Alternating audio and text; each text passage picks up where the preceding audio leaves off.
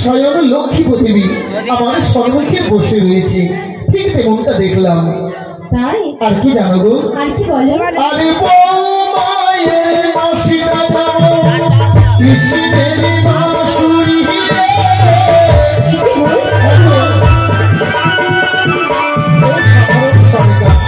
আমি কেমন করে যে তোমাকে বলে বুঝাবো বৌমা কত সুন্দর দেখতে, তুমি যদি দেখো একবার তুমি বলবে সত্যি আমি যা বৌমা পছন্দ করে এসেছি আমার লখাইয়ের জন্য যোগ্য পাত্রী। শুধু তাই নয় সনকা, তবে তার দুই কর্ণখানা কেমন জানো? কেমন গো? আরে দুই কর্ণ জানো সনকা সমুদ্রের ঝিনুকি গো।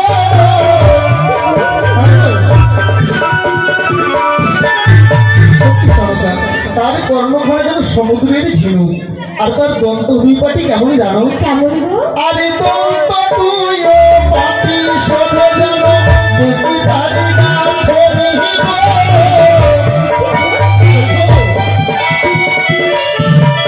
যেন মুখটার মতো জল করছে তার দন্তখানি, যখন কথা বলে বৌমা যেন মুখটা ঝরছে তোর তার মুখখানা থেকে।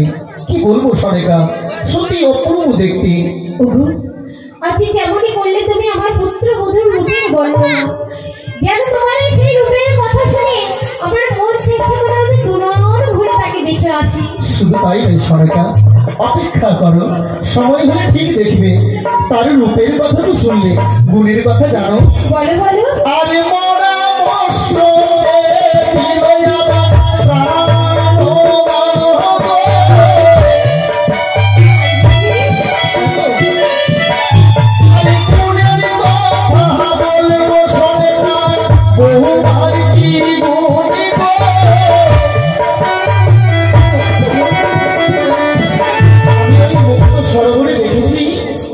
বৌমাকে এক বিদ্যা ব্রাহ্মণের সঙ্গে কথোপকথন হয়। সেই সময় সে নিজের সতীত্বের প্রমাণ দিল। ওই বিদ্যা ব্রাহ্মণী জলে ডুবে মরা মৎস্য তুলেছিল, সেই মরা মৎস্যের উপরে প্রাণদান দিল। আশ্চর্য, কি বলবো তোমায়। তারপর এই সাক্ষাৎ যেন আমার লাখাইয়ের যেন এই পৃথিবীতে জন্ম নিয়েছে। যেমন সাবিত্রী জন্ম নিয়েছিল সত্যমানের মৃত্যুর মুক্তিকে ফিরিয়ে আনার জন্য, ঠিক তেমনটা আমার লাখাইকে মৃত্যুর মুক্তিকে বাঁচিয়ে আনতে পারলে এই পেয়েই পারবে গো। সত্যি গো, আজ যেন তোমার মুখের কথা শুনে আমার কাছে নিঃশান্ত হলো, যেন আমি শান্তি পেলাম। যখনই বললে তুমি রূপের গুণে তো কোনো তুলনা নেই, মরা জীব থেকে যে জিনিস মরে যায় তাকে নাকি বলে পুনর্বার জীবিত করে। শুধু তাই নয় সনকা, আমি যখন তাদের ওই রাজপ্রাসাদে গেছিলাম, আমাদের যে জলযোগের ব্যবস্থা করেছিল, যেই হাত দিয়ে জলযোগ করতে দিল আমায়, কি বলবো, তার হাতের আঙুলগুলো দেখলে তুমি বিশ্বাস করতে পারবে না। তাই দেখতে কেমন জানো? কেমন গো? আরে হস্তে আঙুল দেব চিনি চম্পা তলাহার।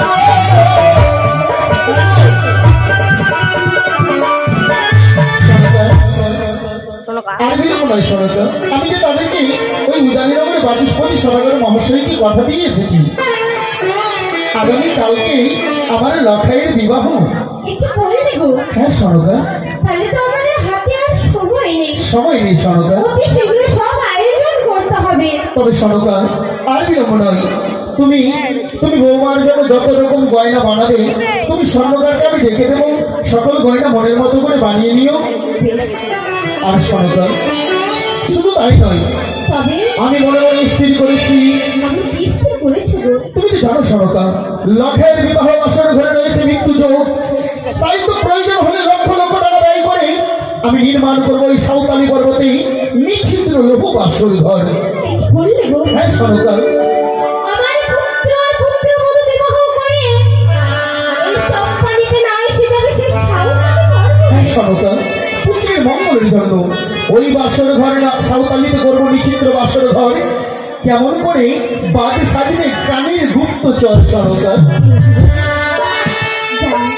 তুমি আমার কোনোদিনই কোনো কথা শোনো না, তাই আমি যদি তোমার সাথে শুনিয়ে পারবো না।